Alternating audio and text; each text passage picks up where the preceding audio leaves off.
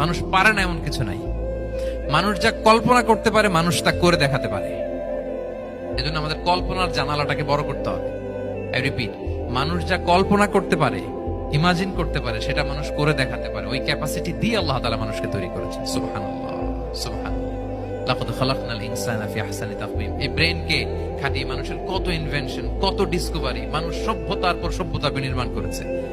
চোখ ধাঁধানো মানুষের আবিষ্কার তাক লাগিয়ে দিয়েছে গোটা বিশ্বে, একটার পর একটা করে।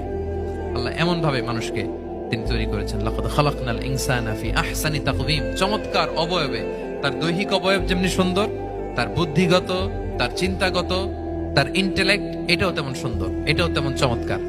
পৃথিবীর কোন প্রাণীকে আল্লাহ তাআলা এরকম হিউম্যান ব্রেনের মতো এরকম সফিস্টিকেটেড ব্রেন দিয়ে, ইন্টেলেক্ট দিয়ে তৈরি করেনি। এজন্য সব প্রাণী থেকে মানুষ আলাদা।